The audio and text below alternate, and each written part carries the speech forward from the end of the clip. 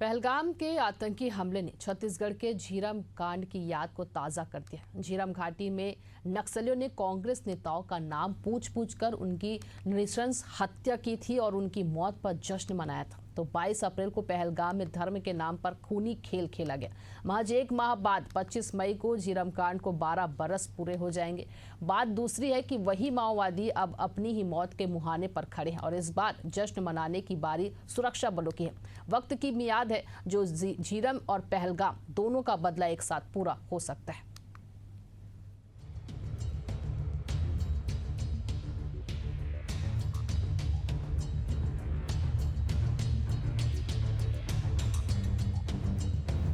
देश आतंकवाद की समस्या से जूझ रहा है तो छत्तीसगढ़ भी नक्सलवाद का दंश झेल रहा है।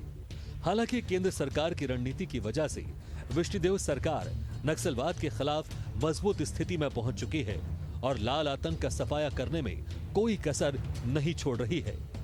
31 मार्च 2026 की निर्धारित डेडलाइन को ध्यान में रखकर नक्सलवाद पर कार्रवाई लगातार जारी है। दूसरी ओर कांग्रेस भी नक्सलवाद से अपने संघर्ष की कहानियां सुना रही है। इनमें झीरम घाटी की घटना का जिक्र भी शामिल है। 25 मई को झीरम घाटी की 12वीं बरसी है, लेकिन जम्मू कश्मीर की आतंकवाद की घटना ने कांग्रेस में झीरम के दर्द को ताजा कर दिया है। ये बात खुद पूर्व मुख्यमंत्री भूपेश बघेल ने कही है। दरअसल गुरुवार को पूर्व मुख्यमंत्री भूपेश बघेल ने प्रेस कॉन्फ्रेंस की। पहलगाम में आतंकवाद की घटना में सुरक्षा चूक पर बिंदुओं को गिनाते हुए झीरम घाटी घटना से पहलगाम की तुलना की गई। पूर्व मुख्यमंत्री ने कहा कि पहलगाम की घटना और झीरम की घटना में बड़ी समानता है। झीरम में नेताओं का नाम पूछकर मारा गया तो पहलगाम में धर्म पूछकर पर्यटकों को मारा गया। झीरम घाटी में माओवादियों ने काफी देर तक इंतजार किया था।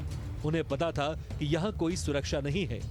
वैसे ही पहलगाम में आतंकियों को पता था कि यहाँ कोई सुरक्षा बल बचाने नहीं आएगा। पहलगाम की घटना ने झीरम के दर्द को ताजा कर दिया है। ये सब पूछ के उनकी हत्याएं की। यहाँ भी धर्म पूछ के हत्याएं की, जबकि हम सब जानते हैं कि नक्सली या तो बम ब्लास्ट करते हैं, अंधाधुंध फायरिंग करते हैं और उसके बाद वहां से पलायन कर जाते हैं। आतंकवादियों का भी काम उसी प्रकार का है। वो दहशतगर्दी है, चाहे वो बमबारी करे, चाहे वो गोलीबारी करे और तुरंत वो भाग जाते हैं। लेकिन दोनों ही घटनाओं में आपने देखा कि उस घटना के बाद घंटों तक के रुक के, झीरम घाटी में भी कई घंटे तक रुक के वो लोग वहाँ बैठे रहे। उनको मालूम था कि यहाँ सुरक्षा बल इनकी सहायता के लिए नहीं आएंगे। पहलगाम की जो घटना है उसमें भी इतना आराम से वो यात्रियों को, पर्यटकों को उसके नाम धर्म पूछ के गोली मार रहे थे। इतना विश्वास इनको था कि यहाँ न सैनिक, न अर्धसैनिक या पुलिस बल उनकी सहायता में नहीं आएंगे। ये विश्वास कैसे आया उनको? ये बड़ा प्रश्नवाचक चिन्ह है। छत्तीसगढ़ में झीरम घाटी की घटना ने कांग्रेस के मन में एक अलग दर्द पैदा किया है। नक्सलवाद के खिलाफ कांग्रेस का एक अलग आक्रोश झलकता है। वहीं ये दर्द झलके भी क्यों ना, बड़ी संख्या में कांग्रेस के शीर्ष नेतृत्व को नक्सलियों ने गोलियों से छलनी कर दिया था। झीरम कांड की वजह से रमन सरकार पर भी काफी आरोप लगे। जांच में केंद्रीय एजेंसियां भी पहुंची, लेकिन अब तक जांच का सच सामने नहीं आ पाया है। इस बीच कांग्रेस के हवाले से कई बयान सामने आए हैं, लेकिन झीरम पर सियासत भी बड़ी हावी रही। हालांकि पूर्व मुख्यमंत्री का ऐसा बयान आना सीधे तौर पर बीजेपी पर निशाना साधना है। पूर्व मुख्यमंत्री भूपेश बघेल के बयान से झीरम पर सियासत एक बार फिर तेज हो चुकी है। बीजेपी के प्रदेश महामंत्री संजय श्रीवास्तव का कहना है कि कांग्रेस हर बार राजनीतिक लाभ लेने की कोशिश करती है। इतनी बड़ी घटना पर कांग्रेस राजनीति करने का प्रयास कर रही है। इस झीरम के सच को हम सामने लाएंगे। हमारी सरकार बनेगी तो जो झीरम में कांग्रेस के नेता ही दिवंगत हुए हैं उनके परिवारों को न्याय मिलेगा। मुझे लगता है 5 साल केवल कमेटी बनाकर उस झीरम पर पर्दा डालने का काम किया।